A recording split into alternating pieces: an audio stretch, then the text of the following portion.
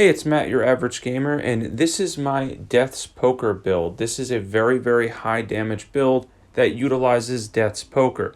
Death's Poker is an awesome weapon. It does a ton of damage, and its Ash of War scales purely with the intelligence stat. So it makes this highly buffable, super damaging, and honestly, a great utility weapon for mages that works for the majority of the bosses in the game. This thing really is fantastic.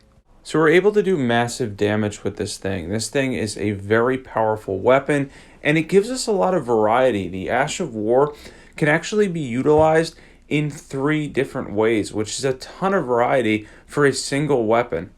And as we're about to obliterate Mog here, I just want to mention real quick, if you're not subbed and you love overpowered PvE builds, definitely hit that subscribe button. Join this channel. This community's been growing like crazy. It's been awesome. Fantastic Eldenring community and a ton of awesome overpowered PvE builds. So definitely hit that sub button. You're not going to want to miss out. As you can tell here, the damage against Mog is phenomenal. This thing is an awesome, powerful weapon. As mentioned before, it actually has 3 different things that you can do with the Ash of War. I think I utilized 2 of them there, but there's technically 3 you can do. All have frost buildup, all are high damaging, and this thing is a great weapon throughout the majority of Elden Ring.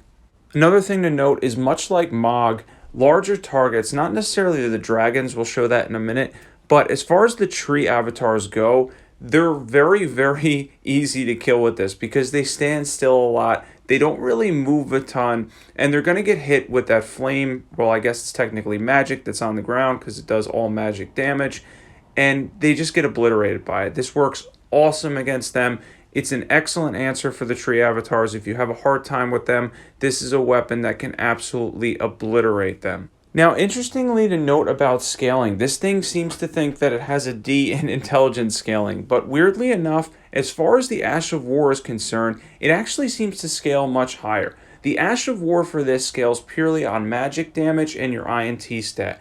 Nothing else. It's pure magic damage, pure INT, and it seems to have better scaling than the actual weapon does itself, and up to about 50 or so intelligence, between 50 and 60, it continues to get good damage boost, up until 60, 50 or 60 intelligence. Now, for NPC invaders, as you can tell there, it can absolutely demolish them. For regular enemies, even tougher regular enemies, this is fantastic against them too. Everything has a tendency to stand in this, take a lot of damage, and the lingering effect does more damage than you think it would. Just to make a quick note real quick, against regular dragons, it's actually not the best. See, the thing is, a lot of times if you're under them, they move their legs up, and they're not really standing in it, and then the only hitboxes to stand in it are their 2 feet, which tend not to hit it as much. It's fine against dragons in general, and it does work. It's a great utility weapon.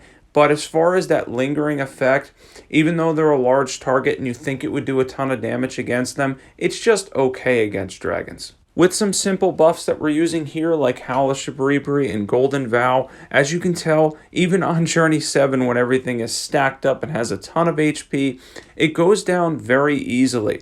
Bosses are easily defeated with this Ash of War. It's fantastic. It's boosted by the Shard of Alexander as well, and anything that boosts magic damage, because it's purely based off the intelligence stat, and once again, pure magic damage, which makes this an excellent choice to have as a sidearm as a mage, as I mentioned before, and also as a general weapon throughout the whole Elden Ring.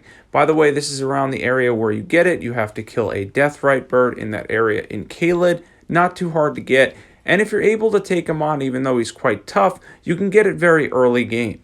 Another thing to show you real quick is the moon actually causes enemies to take a 10% additional damage. So if we use this moon and then we attack with our buffs and everything, we're going to be doing even more damage. So the moon is a great way to start. As you can tell here, I kind of had to wait him out. I thought he was going to come closer to me. He didn't end up coming close right away. But as he moved towards me, he took more damage. We did a ton of damage with our buffs. The moon that has the 10% debuff on it. And again, this is Journey 7 or so. We're messing around with some field bosses and regular enemies and such, and this thing is absolutely dominating. And as you can tell, he took a lot of damage there and ended up really just walking in that magic damage and just standing in it, taking a boatload of damage, and it works really well against field bosses and regular bosses in general. And for mob control, this thing has no problems whatsoever. Since it has a variety of things you can do, mobs really don't stand a chance. This is an excellent weapon against mobs. In general, the frost damage, the amount of magic damage we're doing, and the initial explosion, no problems there. You can pretty much obliterate every mob in the game with Death's Poker. So I'm on Xbox and our options are first spamming L2, which you can double down on for double damage. That's one of three. The next option is L1 and R2, which does a follow-up explosion that does a lot of damage. And my favorite one, L2 and R1. L2 and R1 is the best one, leaves a trail of magic damage that does serious damage, and that is the best thing you can use with this. It makes it a great utility weapon, as they tend to sit in it and take a ton of damage with that third option.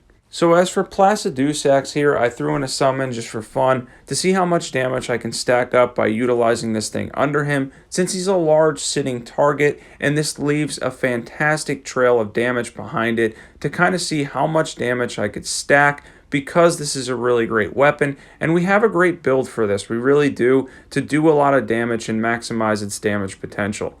And maximizing the damage isn't even that hard on this thing because it's so powerful to begin with. As long as you have the right talisman set up, you're boosting magic damage, and things like Golden Vow and Howl, Shabribri, you can tell there the damage is pretty extreme, especially to larger targets. Even small targets tend to walk into it and take a lot of damage, and it continuously does damage, and that trail is left there for a long while. Plenty enough time to get a very good amount of damage out of it, making it an awesome Ash of War. And I really will mention this again, the variety on this thing is fantastic. There's not a ton of weapons in the game where you can say the Ash of War has this much utility, this much difference, and the fact that you can spam L2, you can do L2 and R2 or L2 and R1, gives you a ton of combinations. And again, I'm on Xbox here, so whatever controls are the same universal for you. It just does a ton of damage, and there's a ton of variety. Now for our build, any staff will do. We have the Death's Poker plus 10, any seal will do. The Black Dumpling if you want to proc that, Dragoncrest, Magic Scorpion Charm, Ritual Swords Talisman, Shard of Alexander, and then we have the Magic Tear and the Defense Tear. As we mentioned before, I'm on Journey 7 on my mage character, so I'm level 200, but here's how to get your stats back at 150. I have 84 INT. This weapon caps around 50, so take 34 levels right off there and get right back to 50 intelligence, and you'll still have around that same damage. We can drop 10 levels off of FP2, getting us down another 10, and then kind of tweak stuff around at that point. Very easy to get back to 150 with this build. Generally speaking, minimum dex and strength requirements, 50 intelligence, and you can maximize the damage from this thing. As we're bringing it back into the field, I wanted to mention that scaling again, because it is something that needs to be talked about real quick. As far as the scaling goes, yes, it has innate frost buildup on it, and the frost buildup is obviously better on the Ash of War, we know that. As far as the scaling goes, though, it scales with a D for its regular attack. If you're using it for regular attacks, then dexterity is the way to go. But the Ash of War seems to scale much higher than a D and does a ton of damage purely from the intelligence stat up until around 50 or 60 intelligence when it caps. Now, I would use Howl, Shabribri, and Golden Vow in this moment, and as far as this build goes, because you're getting, I think, a total of 40% generic damage. If you don't want to up your faith, though, I would make sure you're able to use some variant of Golden Vow, since it's so universally great. And as far as Howl, Shabribri, that 25% generic damage, this thing seriously benefits from it.